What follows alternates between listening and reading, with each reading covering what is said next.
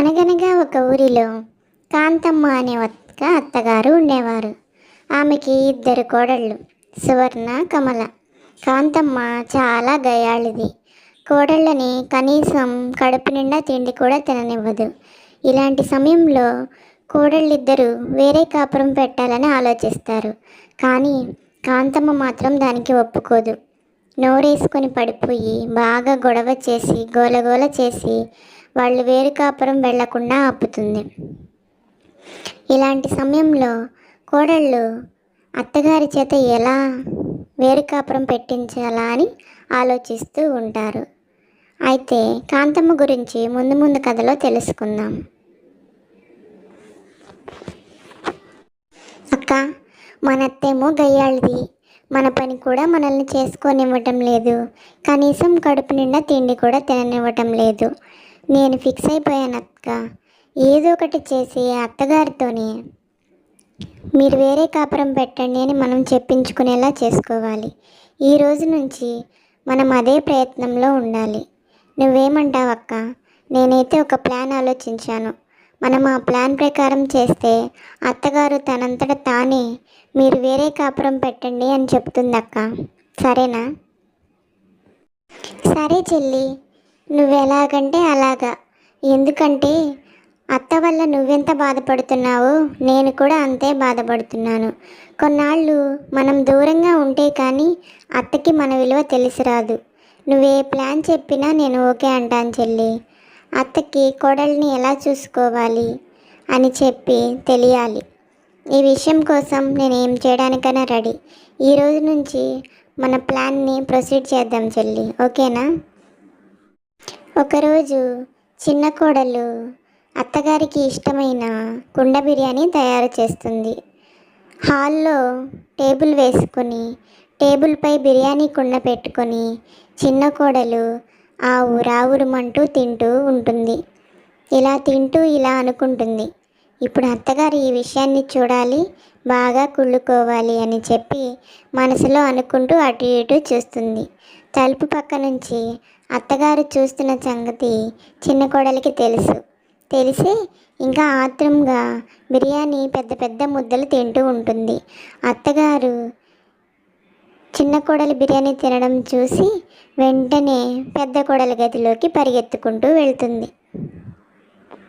పెద్ద కోడలి దగ్గరికి వెళ్ళి, ఏమే హాయిగా రూమ్లో ఫ్యాన్ వేసుకొని కూర్చున్నావా? బయట ప్రపంచంలో ఏం జరుగుతుందో ఏంటో అని కొంచెం కూడా పట్టించుకోవానే నువ్వు? నీ చెల్లెలు చూడు, నీ తోడి కోడలు కుండ బిర్యానీ చేసుకొని ఒక్కటే ఆవురావురమంటూ తింటుంది. అమ్మో, అదేం తిండే, దెయ్యం తిండి, కుండ మొత్తం తినేలాగా ఉందే, నీకు నాకు కూడా ఉంచేలాగా లేదే. నీకేం అనిపించట్లేదంటే అది అలా తింటుంటే? నేను ఇలా మాట్లాడుతుంటే నువ్వేంటే నన్ను అలా చూస్తున్నావేం మాట్లాడకుండా? ఊరుకోండి అత్తయ్య, మీరు మరీను. చెల్లి ఏం చేస్తుంది అక్కడ? పాపం ఏదో ఆకలేసి బిర్యానీ తింటుందంతే. అయినా బిర్యానీ వండింది మీకోసమే అత్తయ్య, మీకు కుండ బిర్యానీ అంటే ఇష్టమని. మీరేమో మేము తిన్న తర్వాత కానీ తినరు కదా, అందుకని తనే ముందు తింటుంది. ఇప్పుడు నేను కూడా తినడానికే బయలుదేరుతున్నాను. పాపం వాళ్ళ ఇంట్లో తనకి అలా తినడమే ఇష్టమేమో. అర్థం చేసుకోవాలి. కానీ మీరేంటి అత్తయ్య, తోడుకోడల్ని నేనే మౌనంగా ఉన్నాను, మీరు తోడుకోడల్లాగా ఏంటి కుళ్ళుకుంటున్నారు? పదండి అత్తయ్య, నేను కూడా బిర్యానీ తినాలి. ఫ్యాన్ ఆపేద్దాం, మళ్ళీ కరెంటు బిల్ ఎక్కువ వస్తుందేమో. కొద్దిసేపటికి పెద్ద కోడలు కూడా చిన్న కోడలిలాగే కూర్చొని ఆవురావురమంటూ బిర్యానీ తింటూ ఉంటుంది. ఇదంతా అత్తగారు చూసి పెద్ద కోడలితో లాగానే చిన్న కోడలికి కూడా వెళ్ళి చాడీలు చెప్తుంది. కానీ పెద్ద కోడలు లాగానే చిన్న కోడలు కూడా అత్త మాటను కొట్టివేస్తుంది. అత్తయ్యకి తెలియదు కదా కోడళ్ళిద్దరూ కలిసి చేస్తున్న ప్లాన్ ఇదని. అందుకే ఏంటి వీళ్ళు ఒకళ్ళ మీద ఒకళ్ళకి ఇన్ని చాడీలు చెప్తున్నా ఏం పట్టినట్టు ఉన్నారు అని ఆలోచిస్తూ ఉంటుంది. ఇంతలో పెద్ద కోడలు బిర్యానీ కొండ మొత్తం ఖాళీ చేస్తుంది.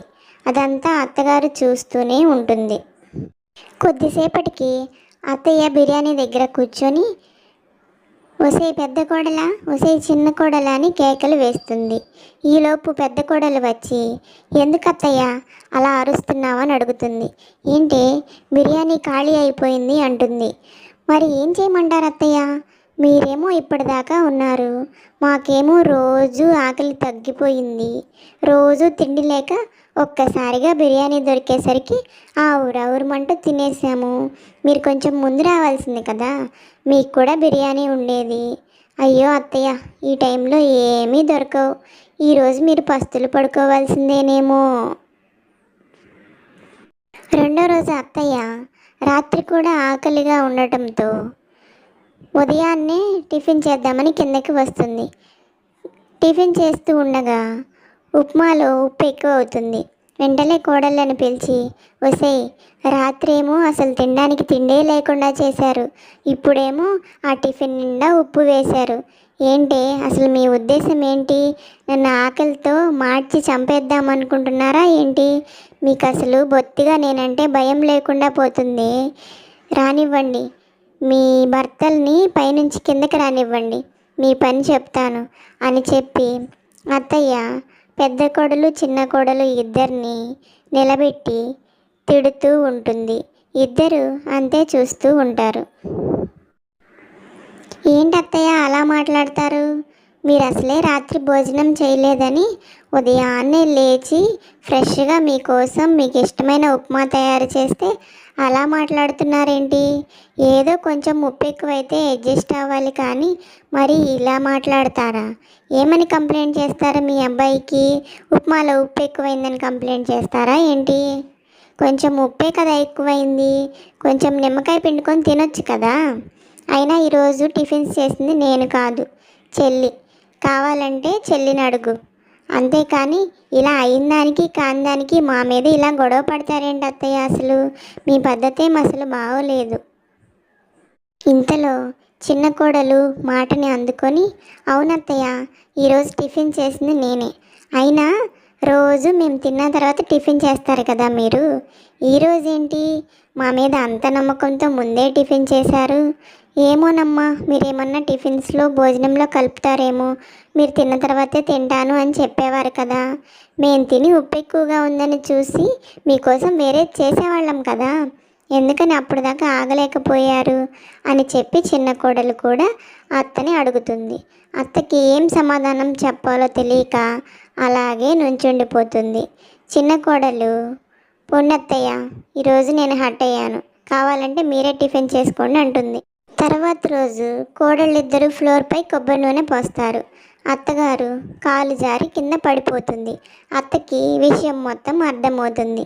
వెంటనే కోడళ్ళిద్దరినీ పిలిచి, ఒసేయ్, మీరిద్దరూ వేరు కాపురాలకి వెళ్ళిపోండి అని చెప్పి అంటుంది. మీరిద్దరూ ఏదో కావాలనే చేస్తున్నారే, ఒకరోజు అన్నం సరిపోదు, ఉప్మాలో ఉప్పు ఎక్కువ అవుతుంది, ఒకరోజు నేల మీద పడిపోతాను, మొన్నేమో దండం మీద ఆరేసిన నా కొత్త చీర కనిపించకుండా వెళ్ళిపోయింది. ఇలాగైతే నా వల్ల కాదే, మీరు వేరే కాపురం వెళ్ళిపోండి. నా తిప్పలేవో నేను పడతాను, నా సావు నేను చేస్తాను. ఉంటే ఒక ముద్ద వండుకుంటాను, లేకపోతే పస్తులు పడుకుంటాను. ప్రాణం కన్నా ఎక్కువ ఏంటే, మీరు నాతో పాటు ఉంటే నిజంగానే నా ప్రాణం తీసేటట్టున్నారే బాబు. మీ మాట వినలేదనే కదా ఇలా చేశారు. చెప్తా, నాకు టైం వస్తుంది, అప్పుడు మీ సంగతి చెప్తాను అని చెప్పేసి అత్తగారు కోడళ్ళతో అంటుంది.